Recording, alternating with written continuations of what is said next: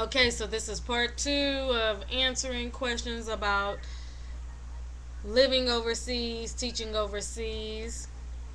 So I'm going to jump right into it from where I ended. My next question is: do you have a circle of American friends that stick together?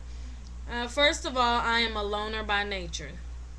So, with that said, I do have a couple friends that I keep around me that have truly made my entire stay here very memorable. They have helped me through a lot of the tough times. They have, just made this a real awesome time for me. And my best friend Jessica, we've been through a lot, and just on the same page about a lot of stuff. And that I never would have thought I would have gained a best friend being here. And my neighbor Dana has talked me through and helped me through a lot of the culture shock and a lot of the bad things at first, or the things that I felt were bad or negative, helped me through that. And um, a lot of the Facebook friends have been a great support system. It is very easy to gain a circle of American friends when you're here.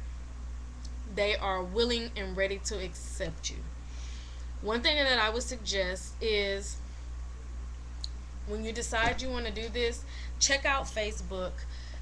Facebook has so many groups for every town. Wherever you're trying to move, they have so many groups of people who are already in that town, who've already experienced, who've already been there, and they are ready to welcome you.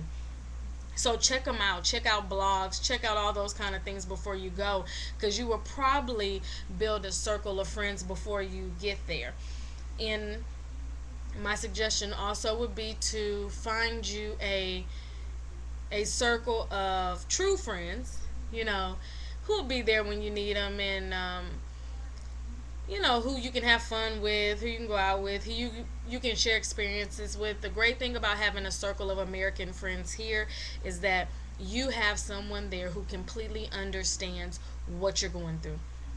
Sometimes you can tell your family, you can tell your friends back home about what's going on or a certain issue, and to them it's like, yeah, okay, whatever. But if you have a friend here, which you will have someone there who completely understands what you're going through, what you're dealing with, and they can usually offer you great advice. And if they can't offer you great advice, they can probably take you out and help you have a good time. So, you know, Facebook. Facebook. Find You can find a great circle of friends no matter where you are. I'm in Yeoju, South Korea, in the boonies, and I have managed to have a great circle of friends. So yes. Um, how did you adjust all by yourself? I was born all by myself. So, um, no, I'm just joking. But like I said, I'm a loner by nature, and I've always had this thing about me to where I just want to do what some people think is impossible or crazy or whatever. So, for me, God honestly and truly ordered every step and made the way for me to get here. And so, in doing that, he also gave me a great support system, my family, my friends, and he showed me a lot of things about myself, and he took me out of my comfort zone and showed me that if I trust in him, that I could do whatever I want. And so I feel like I adjusted pretty quickly. I've heard that I've adjusted pretty quickly, more so because I leaned on God. I don't know what you want to do, but I leaned on God, and I leaned on my family back home. I utilized Skype and Facebook. Skype and Facebook will be your best friends. I utilize those bad boys so much. And, I had a focus when I came here. I knew exactly why I was coming, why I wanted to come. I knew, um, my plan. I kind of just knew this is what I'm doing, this is why I'm doing it, and it doesn't have anything to do with anybody else. And I had so much peace about it. So, adjusting came pretty quick. And also, like I said before, I was blessed with great co-teachers and principal and school, and most of my students. And Korean friends, and it just all fell into place. It all worked out, and I didn't.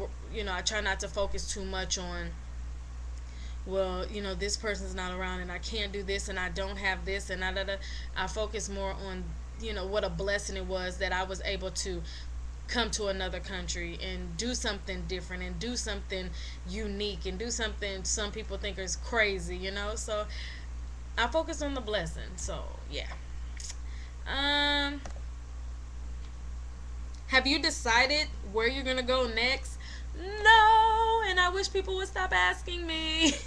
I have not decided where I'm going to go next. I don't know if I'm even going to teach whatever I do next. I don't know.